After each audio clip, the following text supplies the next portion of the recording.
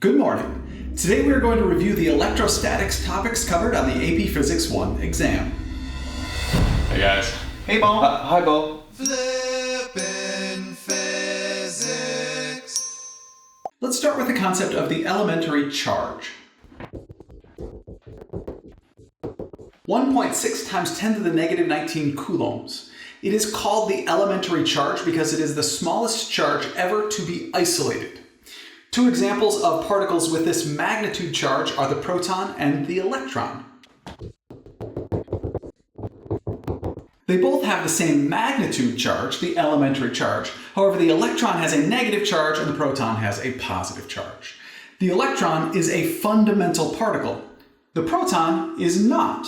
The proton and the neutron are made up of quarks, more specifically up and down quarks.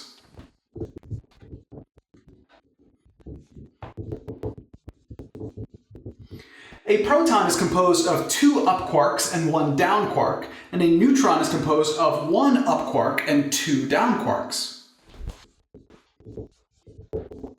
Because the charge on an up quark is equal to positive 2/3 times the elementary charge, and the charge on a down quark is equal to negative 1/3 times the elementary charge, the net charge on a proton is equal to the positive of the elementary charge, and the net charge on the neutron is 0. Hold up, Mr. P. Yes, Bo? I thought you said nothing could have a charge less than the elementary charge. Yeah, a quark has a charge less than 1.6 times 10 to the negative 19 coulombs. That doesn't make any sense. Actually, what he said is that no isolated charge can have a charge smaller than the elementary charge, right? Correct, Bobby. A single quark has never been isolated. We've never found a quark by itself. They're always found in groups like they are in the proton and the neutron. Okay, next, let's talk about the law of charges. Bobby, what is the law of charges? Unlike charges attract.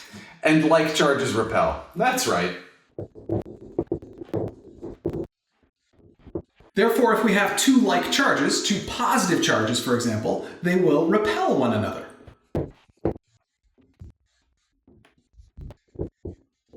And if we have two charges that are unlike, positive and negative or negative and positive, they will attract one another.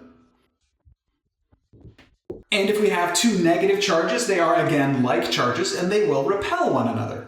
The magnitude of this force can be found using Coulomb's law. Coulomb's law gives us the electrostatic force that exists between two charges. K is called Coulomb's constant and has a value of 8.99 times 10 to the 9th newtons times meter squared divided by Coulomb squared.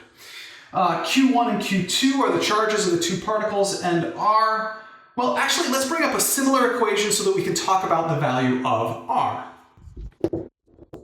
Newton's universal law of gravitation, what I like to call the big G equation.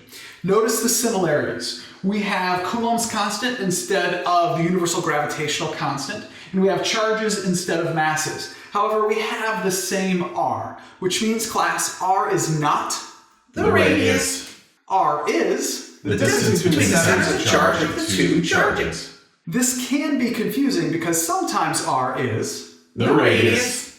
Again. correct. R is defined as the distance between the centers of charge of the two charges. Now, Coulomb's law functions very much like Newton's universal law of gravitation, but it is very important to underscore the difference in magnitudes between these two constants. Coulomb's constant is times 10 to the 9th. The universal gravitational constant is times 10 to the negative 11th, which means that Coulomb's constant is approximately times 10 to the 20 greater than the universal gravitational constant, which means typically the electrostatic force is much, much, much greater than the gravitational force. Okay, now let's talk about conservation of charge. Charge is conserved in an isolated system. For example,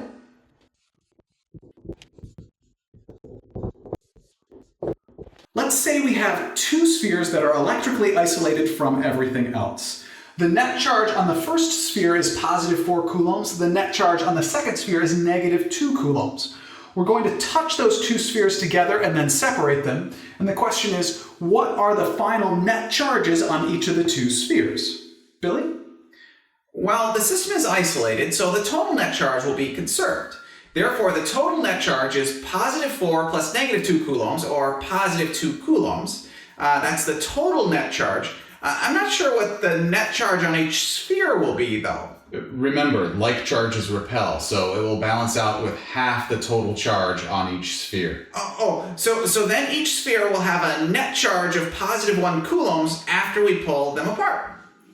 Does that mean that each sphere will have a total of 1.6 times 10 to the 19 protons on them?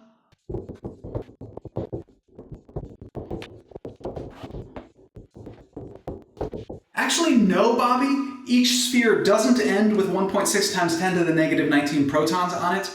Let's figure that out. The net charge on one of the spheres is going to be equal to the excess number of charges on that sphere multiplied by the elementary charge, which means the excess number of charges on one of the spheres is going to be equal to the net charge on that sphere divided by the elementary charge. And because the net charge on each of the spheres is positive 1 coulombs, we can divide that by the elementary charge with more sig figs, 1.6022 times 10 to the negative 19 coulombs per proton, and that gives us approximately 6.24 times 10 to the 18th protons. Oh, right, sorry. Each sphere will have a total of 6.24 times 10 to the 18 protons. Actually, no. Each sphere will have an excess of 6.24 times 10 to the 18th protons. Each sphere has a heck of a lot more protons and electrons than this. It's just that each sphere has 6.24 times 10 to the 18th more protons than it does electrons. Right, that is not just the sphere's electric charge, it is the net electric charge. Wait, there was only one sig fig on positive 1 coulombs, so our answer should only have one significant digit. Yeah.